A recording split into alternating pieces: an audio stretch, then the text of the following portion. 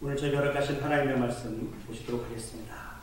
구약 성경 느헤미야 5장 1절에서 13절까지 말씀을 보시도록 하시겠습니다. 구약 성경 느헤미야 5장 1절에서 13절까지 말씀입니다. 제가 가지고 있는 성경은 구약 성경 733면에 있습니다. 느헤미야 5장 1절에서 13절까지 말씀을 제가 봉독해 드리도록 하겠습니다.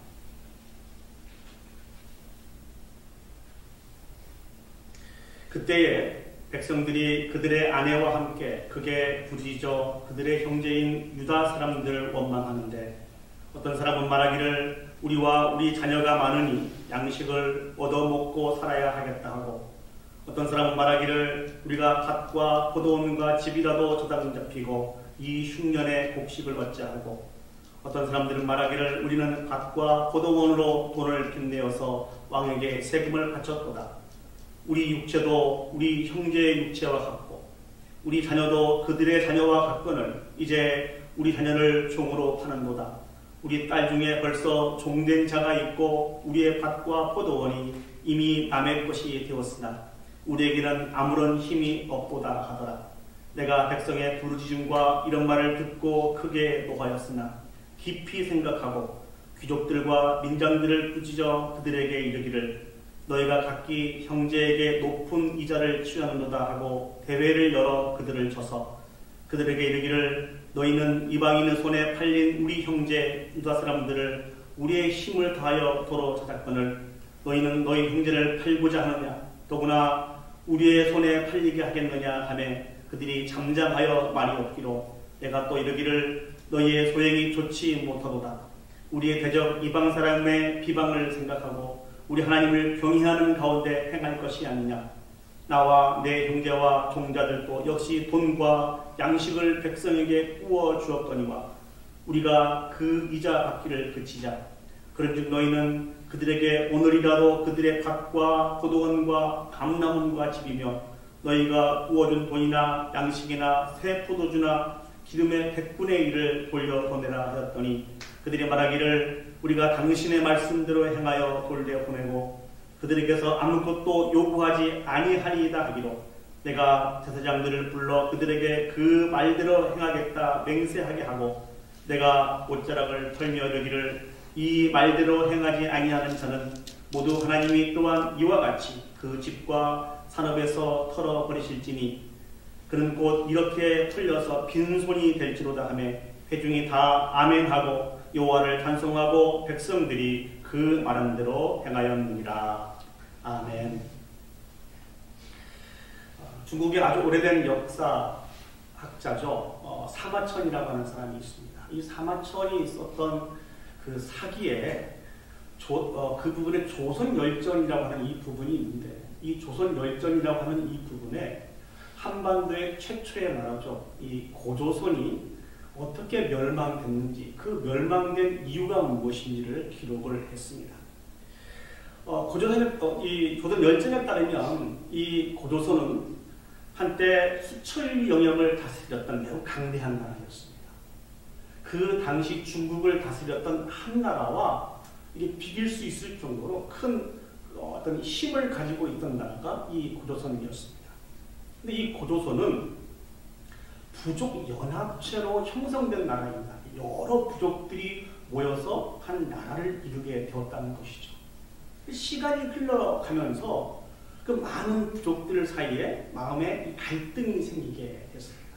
특별히 지도자들 사이에서 마음에 갈등이 생기고 분열을 겪으면서 고조선의 세력이 약해졌습니다. 그래서 결국 중국 한나라로 인해서 멸망을 당하게 되죠. 사마천은 고조선이 멸망당하는 그 부분들을 이렇게 이야기했습니다. 한나라가 잘해서 이긴 것이 아니라 고조선의 내부 분열로 인한 멸망인 것이다.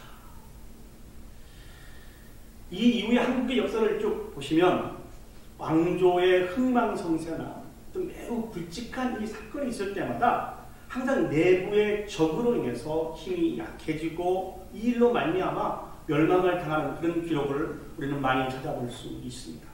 대표적인 나라가 우리가 너무나 잘 알고 있는 신라가 아닌가 생각이 듭니다. 신라는 통일 왕국을 이루면서 그 역사가 매우 긴 나라였습니다. 그러나 이 통일 신라에 아주 심각한 문제가 있었습니다. 그것은 이 왕위 쟁탈전이 매우 심각했습니다. 이 일로 말미암아 세력이 약해지고 후 고구려와 후 백제가 생기게 된 것이죠. 결국은 이 신라는 우리가 너무나 잘 아는 왕건에게 항복을 하게 됩니다. 후백제도 마찬가지죠. 그 나라 속에서 치열한 왕위 쟁탈전을 갖게 되면서 아주 그 세력이 매우 약해지고 역시 왕건에게 항복을 하게 되는 것이죠. 사랑하는 여러분, 외부로부터 오는 그런 핍박은 우리에게 많은 유익을 가져다 줍니다. 외부로부터 핍박을 받게 되었을 때 이 공동체는 더욱더 연합하게 되고 우리의 신앙생활 속에서도 더욱더 믿음이 견고해지는 것을 우리는 확인해 볼 수 있습니다.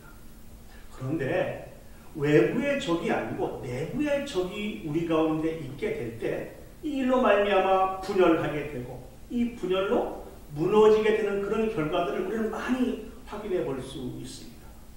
이런 모습을 놓고 생각해 볼 때 외부의 적보다는 내부에 있는 이 적이 이 힘듦과 어려움이 더 치명적인 것 같습니다. 지난 시간에 저희들은 이스라엘의 역사를 한번 살펴보았습니다. 우리가 하나님의 놀라운 은혜와 사랑을 통하여서 하나님의 영광을 위해서 주인 사명을 감당하려 할 때, 또 하나님과 더불어 새로운 인생들을 시작하려고 할 때 늘 우리의 대적인 사단은 우리를 침략하고 우리를 비방하고 우리를 조롱한다고 말씀을 드렸습니다. 그 마음속에 크게 상심하여서 유다를 다시 재건하고자 하는 그런 마음을 잃어버렸던 유다 사람들, 그들 가운데 느헤미야가 찾아오게 되죠. 느헤미야를 통해서 하나님이 마음에 소원을 준 그 소원을 얻게 되고 이제 유다 성벽을 재건하기 위해서 마음을 모아갔습니다. 그때 등장한 것이 바로 유다의 대적이었던 산발락과 도비아가 등장을 하죠. 이들의 많은 조롱과 비방을 통하여서 유다 사람들은 또 느헤미야는 매우 힘들고 어려운 시간들을 겪게 되었습니다. 그들은 거짓으로 조롱하고 비방하였습니다. 그리고 더욱더 세력을 강하게 해서 유다와 느헤미야를 공격함으로 말미암아 그 마음속에 큰 두려움을 갖게 했습니다. 이런 일들은 한 번, 두 번으로 끝난 것이 아니고 계속해서 반복해서 집요하리만큼 반복해서 느헤미야를 유다를 공격했습니다. 이때 이들이 취한 방법이 무엇입니까? 하나님에 대한 믿음을 가지고 즉각적으로 하나님 앞에 기도하기를 원하였습니다.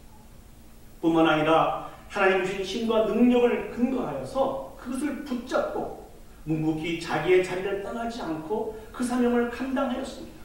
한 손에는 칼을 잡고 그리고 유다 성벽을 재건하는 일들을 결코 멈추지 않았습니다.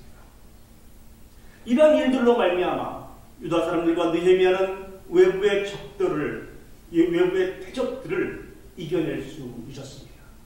근데 오늘 본문을 보시면 이제 내부의 적들이 생기게 되었습니다. 오늘 유다 백성들 가운데 느헤미야 가운데 찾아오게 된 이 내부의 적은 무엇입니까? 오늘 본문을 보시면요, 유다 사람들은 세 가지의 심각한 문제를 가지고 있었습니다. 그 첫 번째는 흉년이 있었습니다. 그 두 번째는 이 흉년으로 말미암아 심각한 식량난이 있었습니다. 그리고 상황이 이렇게 힘들고 어려움에도 불구하고 바사 제국의 과중한 세금을 감당해야 되는 이런 어려운 일들이 이 유다 사람들에게 있었습니다. 물론 느헤미야가 유다의 총독으로 오기 전부터 이 유다 사람들은 이 세 가지 일로 말미암아 어려움을 겪고 있었습니다. 그러나 느헤미야가 총독으로 오게 되고 예루살렘 성벽을 재건하는 일들에 많은 사람들이 동원됨으로 인해서 이 문제들이 더 심각하게 그들에게 나타나게 되었습니다. 그 유다 사람들은 이 문제를 해결하기 위해서 어떻게 했습니까? 밭을 팔기도 하고 포도원을 팔기도 하고 집을 저당 잡히게 되었습니다. 그래서 이 과정을 통해서 생긴 돈으로 곡식을 사기도 하고 세금을 내기도 했습니다. 그러나 여전히 돈을 얻지 못한 그 사람들은 자신의 자식을 팔기도 하는 그런 상황에 처해지게 되었습니다. 그래서 이 모든 어려움을 만난 유다 백성들이 그들의 형제들을 향하여서 부르짖고 있는 내용이 오늘 본문에 등장하고 있습니다. 사실은요, 이 유다 사람들이 만난 이 심각한 문제는 세금 문제도 아니었습니다. 또 기금 문제도 아니었습니다. 정말 심각한 문제는 어떤 부분이었는지 이 일로 인해서 유다 사람들이 서로를 신뢰하지 못하고 분열하게 되었다는 것입니다. 그래서 이 일로 말미암아 감당해야 될 하나님의 그 사명들을 감당하지 못하는 그런 형편에 처해지게 되었다는 것입니다. 바로 이 사실, 내부에 있었던 많은 요인들로 인해서 서로가 서로를 신뢰하지 못하고 연합하지 못하여서 하나님이 주신 그 사명을 감당하지 못하고 있는 이 일들은 사단의 괴계로 말미암아 우리에게 찾아오는 일이라는 것입니다. 우리는 이 일들을 감당해야 합니다. 우리는 이 일들을 극복해야 합니다. 그렇다고 한다면 우리 가정이나 우리 교회나 우리의 공동체 속에 이렇게 내부의 사단의 괴계를 통하여 찾아오는 이 많은 어려움들을 우리는 어떻게 하면 극복할 수 있을까요? 오늘 느헤미야를 통하여서 같이 묵상하면서 귀한 교훈을 얻으며 여러분들과 같이 은혜를 나누기를 원합니다. 첫 번째 우리가 생각해 보기를 원하는 것은 이 내부의 이 어려움을 극복할 수 있는 방법은 하나님을 경외함으로 형제와 이웃을 돌아보아야 합니다. 다시 한번요. 하나님을 경외함으로 형제와 이웃을 돌아보아야 한다는 것입니다. 오늘 느헤미야는 유다의 귀족들과 민장들을 꾸짖게 됩니다. 오늘 성경을 한번 보시겠습니다. 5장 7절 말씀을 보시면 느헤미야가 이렇게 이야기하고 있습니다. 깊이 생각하고 귀족들과 민장들을 꾸짖어 그들에게 이르기를 너희가 자기 형제들에게 높은 이자를 취하는도다. 사랑하는 여러분, 한번 생각을 해보시죠. 유다의 귀족들과 민장들이 이렇게 유다 백성들이 힘들고 어려운데 그들의 이 안타까운 소리가 사방에 가득한데 그럼에도 불구하고 그들을 돌아보지 않고 계속해서 높은 이자를 정해놓고 자신의 부를 축적하는 이유가 무엇일까요? 여러분들은 그 이유가 무엇이라고 생각을 하십니까? 오늘 5장 9절 말씀을 보시면 그 답을 찾아볼 수 있습니다. 5장 9절 말씀 한번 보시죠. 제가 읽어보겠습니다. 내가 또 이르기를 너의 소행이 좋지 못하도다. 우리의 대적 이방 사람의 비방을 생각하고 우리 하나님을 경외하는 가운데 행할 것이 아니냐. 우리 하나님을 경외하는 가운데 행할 것이 아니냐. 이 말씀을 바꾸어서 이야기하면 유다의 귀족들과 민장들이 힘들어하고 어려워하는 그 백성들의 신음소리를 듣기를 원치 않다. 계속해서 자신의 유익을 추구하며 살아가고 있는 이 모습은 하나님을 경외하지 않아서 그렇다라고 느헤미야는 그렇게 정의를 내렸습니다. 여기서 말씀하고 있는 경외라고 하는 말은 무슨 말입니까? 우리가 너무나 잘 아는 것처럼 여호와를 공경하고 두려워하는 것이 바로 경외라는 말씀입니다. 왜? 하나님을 경외하지 않았기 때문에 이웃의 신음소리를 듣지 않고 상관하지 않고 계속해서 자신의 이익을 추구하며 살게 되었다는 것입니다. 성경은요, 하나님께서 많은 말씀을 통하여서 이웃을 돌보며 사랑하며 섬기라고 그렇게 말씀하고 있습니다. 하나님을 사랑한다고 하면서 그 이웃을 돌아보지 않고 섬기지 않는 그 일들은 하나님을 사랑하는 일이 아니라고 말씀하고 있습니다. 많은 성경은 참다운 신앙생활이라고 하는 것은 하나님 사랑하며 이웃 사랑이라고 우리에게 말씀하고 있습니다. 특별히 이웃을 사랑하는 것은 이웃의 재산을 인정해주고 지켜주는 것입니다. 여러분들 10계명 중에 마지막 계명은 이웃에 대한 계명입니다. 마지막 계명을 제가 한번 읽어보겠습니다. 내 이웃의 집을 탐내지 마라. 내 이웃의 아내나 그의 남종이나 그의 여종이나 그의 소나 그의 낙이나 무릇 내 이웃의 소유물을 탐내지 말라 라고 말씀하고 있습니다. 이 말씀을 넓은 의미로 적용을 시켜보면은 내 이웃의 소유물을 인정해 주고 내 이웃의 소유물을 지켜줘야 된다는 것입니다. 그래서 하나님께서 계명으로 이스라엘 백성들에게, 유다 백성들에게 허락해 주셨다는 것입니다. 그런데 사랑하는 여러분, 오늘 유다 백성의 형편이 어떤 형편입니까? 하나님께서 자신의 가문에 주신 그 기업마저도 팔 수밖에 없는 그런 상황에 처해 있습니다. 자신의 자식마저도 팔 수밖에 없는 그런 안타까운 상황에 처해 있었다는 것이죠. 하나님 주신 그 기업, 자기의 자녀는 자신의 생명보다도 귀한 것입니다. 그러나 그럼에도 불구하고 이들은 그것을 팔 수밖에 없는 그런 안타까운 상황에 처해 있었다는 것이죠. 그러나 귀족들과 인장들은 이웃의 아픔에, 그 안타까움에 전혀 관심이 없었습니다. 오히려 그들이 힘들고 어려움이 자신의 이익을 추구할 수 있는 저의 기회로 생각을 하고 이를 통하여서 자신의 이익을 추구하며 살았다는 것입니다. 이들의 이 모습은 느헤미야의 모습과 너무너무 대조적입니다. 느헤미야는 유다의 총독으로 왔습니다. 그러나 그럼에도 불구하고 이 느헤미야는 백성들을 절대로 압제하지 않았습니다. 그리고 총독으로서 당연히 받아야 될 그런 녹도 받지 않았습니다. 왜 느헤미야가 총독으로서 누릴 수 있는 것도 누리지 않고 받을 수 있는 것도 다 받지 않냐고 그렇게 했을까요? 오늘 성경에서 이와 같은 일들을 느헤미야가 소개하고 있습니다. 느헤미야 5장 14절에서 18절까지 말씀을 제가 한번 읽어보겠습니다. 5장 14절에서 18절까지 말씀입니다. 또한 유다 땅 총독으로 세움을 받은 때 곧 아닥사스다 왕 제20년부터 제30년까지 12년 동안 나와 내 형제들이 총독의 녹을 먹지 아니하였느니라. 나보다 먼저 있었던 총독들은 백성들에게 양식과 포도주와 또 은 40세겔을 그들에게서 뺏었고 또한 그들의 종자들로 백성들을 압제하였으나 나는 하나님을 경외함으로 이같이 행하지 아니하고 도리어 이 성벽공사에 힘을 다하며 땅을 사지 아니하였고 내 모든 종자들도 모여서 일을 하였으며 또 내 상에서 유다 사람들과 민장들 150여 명이 있고 그 외에도 우리 주변에 있는 이방 족속들 중에서 우리에게 나온 자들이 있었는데 매일 나를 위하여 소 1마리와 살진 양 6마리를 준비하며 닭도 많이 준비하고 열흘에 한 번씩은 각종 포도주를 갖추었나니 비록 이같이 하였을지라도 내가 총독의 녹을 요구하지 아니하였음은 이 백성의 부역이 충함이었더라 라고 기록하고 있습니다.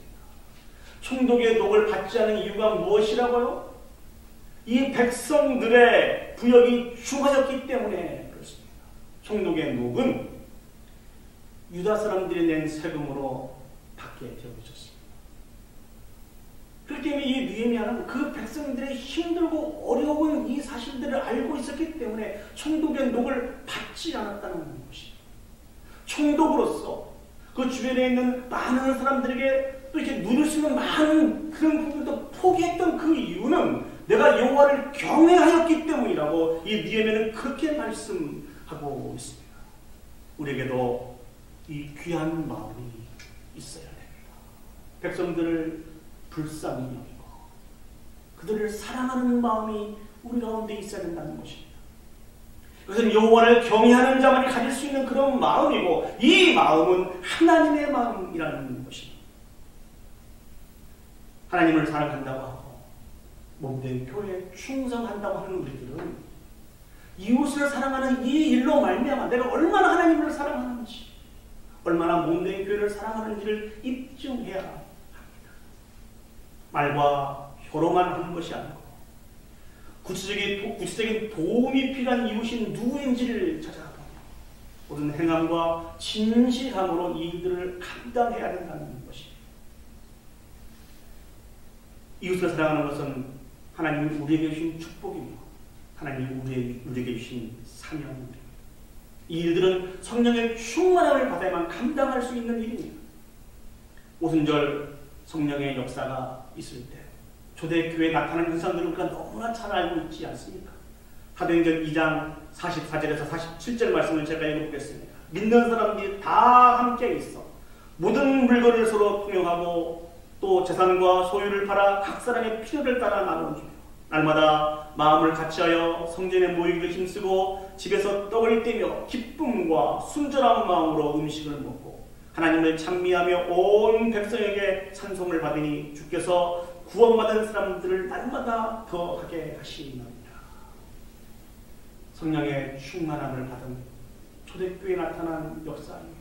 이 귀한 역사가 오늘 저와 여러분들이 있기를 간절히 소원합니다. 이 일들 하나님이 기뻐하십니다. 정말 이 귀하고 아름다운 열매가 맺혀지기를 하나님이 원하신다는 것이죠.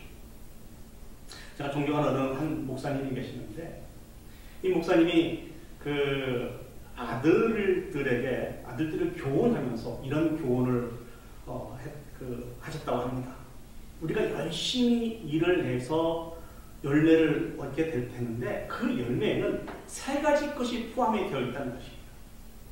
그러니까 그 많은 열매를 통하여서 너 자신을 위해서도 사용해야 되지만 반드시 이 세 가지 것이 포함되어 있다는 사실들을 기억해야 된다는 것이죠. 그 첫 번째는 하나님을 위해서 사용해야 된다는 것입니다.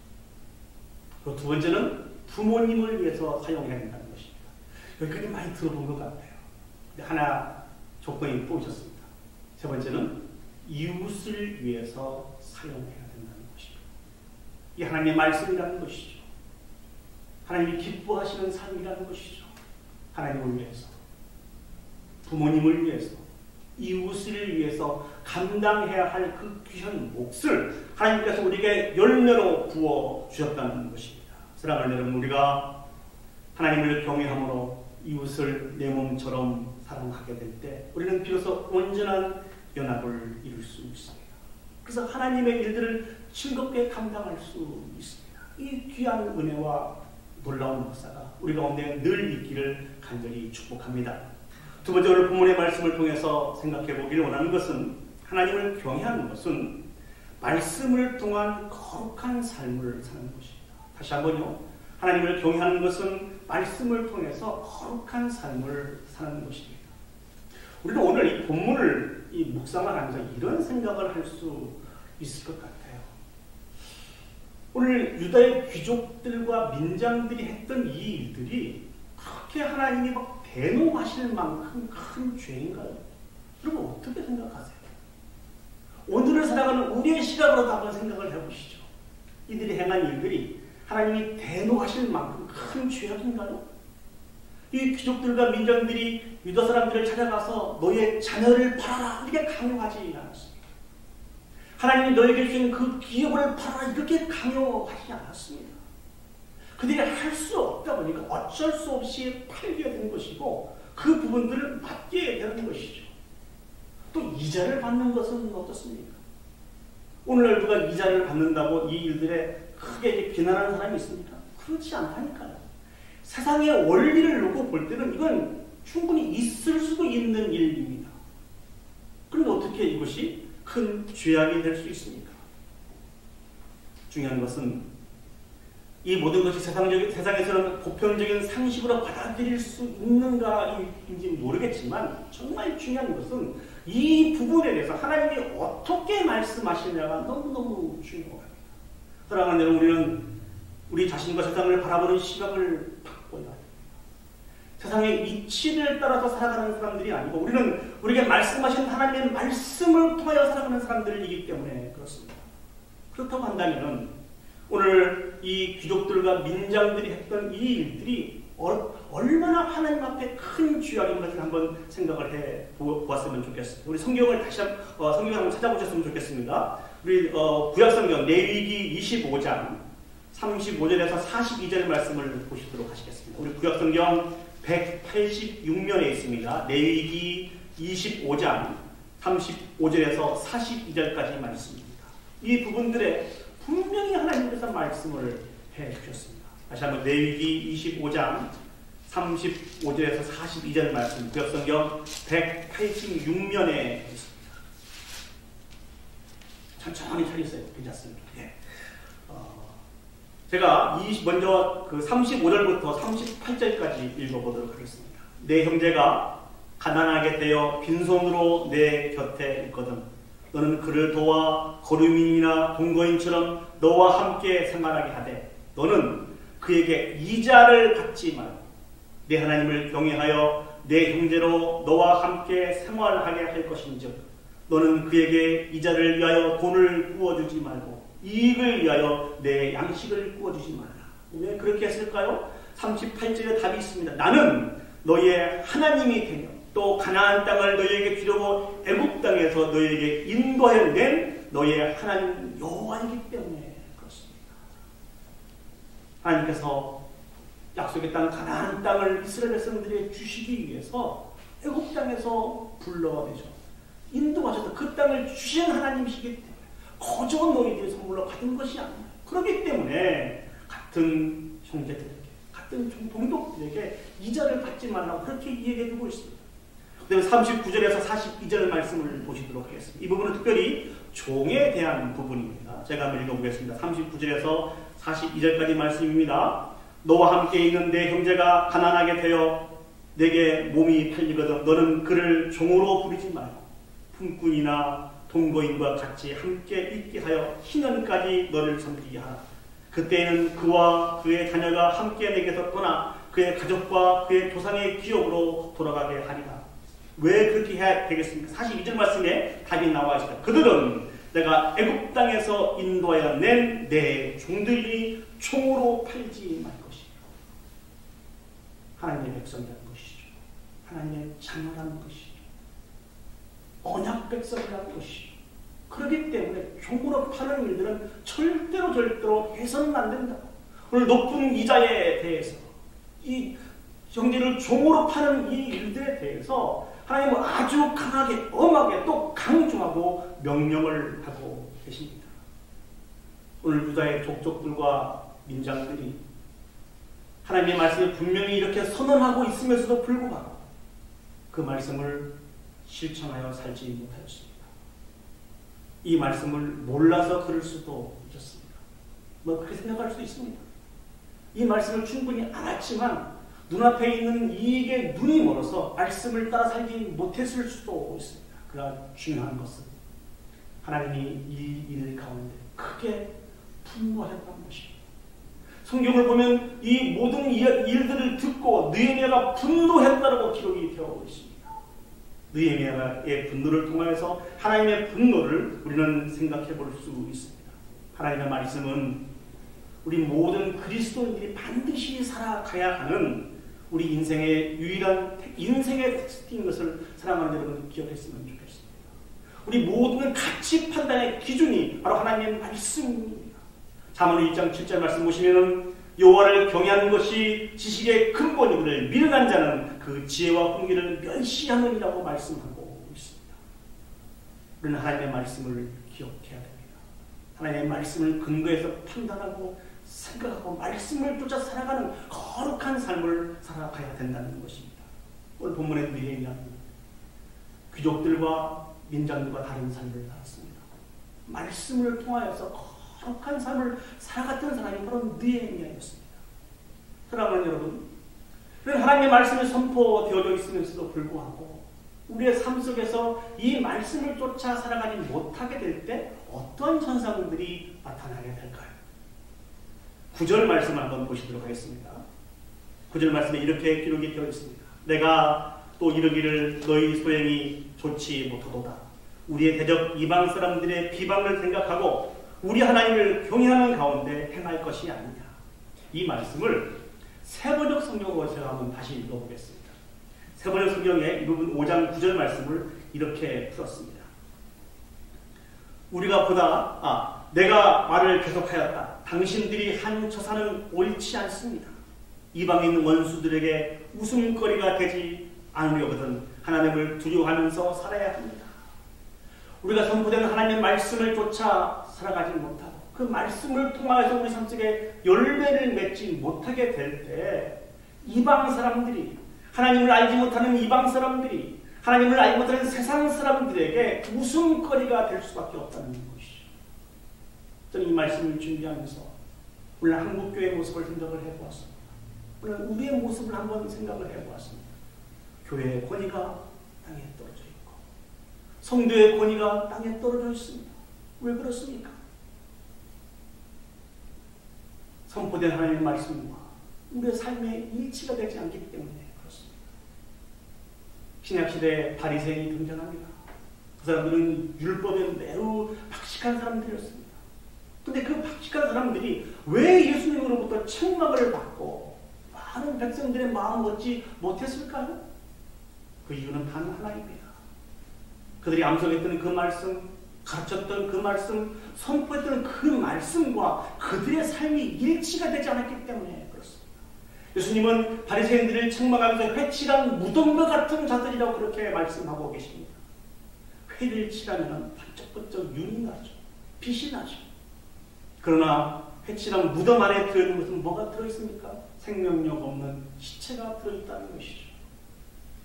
그러니까 말과 행실이 맞지 않는 그 모습을 예수님이 지적하시고 그렇게 책망하시는 것입니다.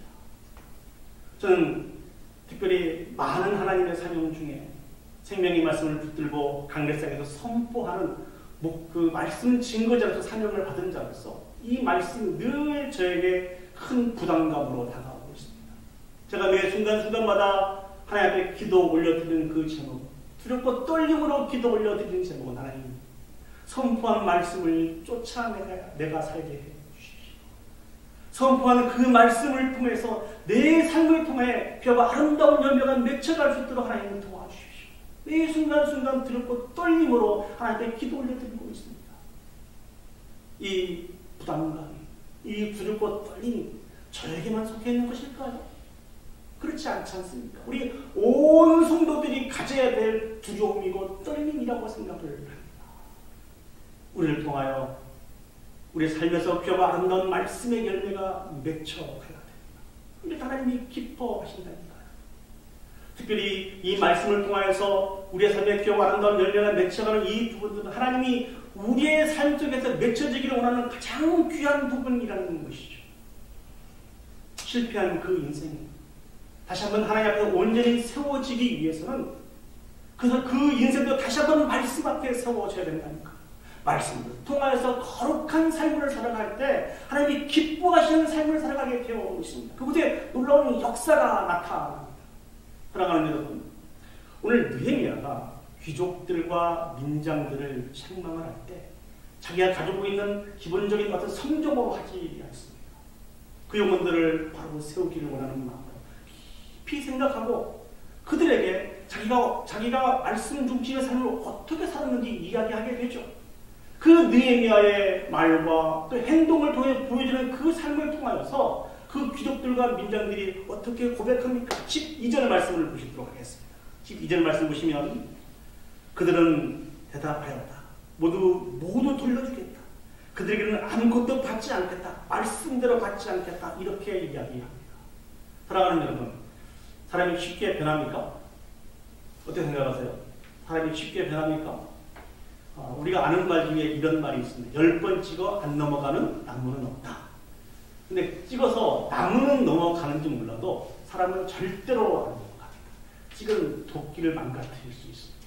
그렇죠? 사람은 그렇게 죄악으로 말미암아 악한 존재이기 때문에 절대로 변하지 않습니다. 넘어가지 않습니다. 그러나 그 어떤 생명이라 할지라도 살아계신 하나님의 말씀에 붙들린 바 되었을 때 그 생명은 변화되게 되어 있습니다. 믿습니까? 그 증거가 바로 여기에 있는 우리 모두 아닙니까? 우리가 무엇으로 말미암아 이 자리까지 왔습니까? 살아계신 하나님의 말씀을 통해서 깨어지고 부서지고 변화가 되어서 이곳에 와 있지 않습니까? 저는 목회자입니다. 특별히 말씀을 증거하는 그런 사명을 받은 사람입니다. 부족하고 연약한 제가 어떻게 이 사명을 감당할 수 있을까?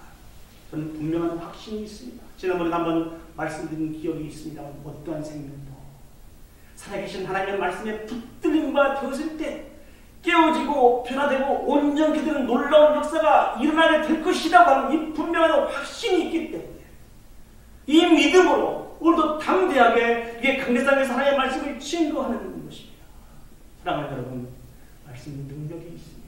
그 말씀을 통하여 우리가 거룩한 삶을 살아가게 될 때 형제들과 관계 속에서 미움, 다툼, 시기, 질투가 변하여져서 사랑으로 바뀌게 되는 것입니다. 이 귀한 열매가 우리 가정에 우리를 통하여 맺혀졌으면 좋겠습니다. 이 귀한 열매가 우리를 통해 우리 교회 가운데, 우리 공동체 가운데 가득가득 맺혀졌으면 좋겠습니다. 여호와를 진실로 경외함으로 말미암아 이웃을 사랑하고 살고 또 주신 말씀을 통하여서 거룩한 삶을 살게 될 때 정말 악한 사단 마귀의 내부적인 이 괴계가 철저하게 무너지게 될 줄 믿습니다. 말씀을 정리하면서 니에미가 오늘 19장 말씀, 19절 말씀에 이렇게 이야기합니다.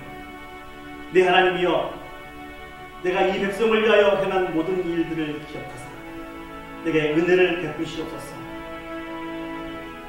이 말씀은 하나님, 내가 진실로 하나님을 경외하며 이웃을 사랑하여 말씀을 따라 거룩한 삶을 살았습니다. 참 잘 산 것 같습니다. 이 내 나머지 인생도 이렇게 살기로구나. 하나님을 진실로 경외하며 이웃을 돌보며 사랑하며 섬기는 것입니다. 또 이 하나님을 경외함으로 말미암아 그 말씀을 통해서 거룩한 삶을 내가 살기를 원합니다. 내가 이렇게 살겠습니다. 이것이 내 간증입니다. 이것이 내 자랑입니다. 그러니 하나님 저에게 은혜를 베푸시옵소서. 저는 말씀을 준비하면서 니에미야가 이 19절 말씀했던 이 귀한 간증과 이 찬양이 우리의 고백이 되었으면 좋겠습니다. 우리의 노래가 되었으면 좋겠습니다. 우리는 하나님 한 분만 만족하며 살아갈 수 있는 그런 하나님의 사람이기 때문에 그렇습니다. 이 니에미야와 같이 이 귀하고 아름다운 간증을, 이 찬양을 순간순간 하나님께 올려드리며 하나님께 영광을 올려드리며 살아갈 수 있는 저와 여러분이 되었으면 좋겠습니다. 오늘 이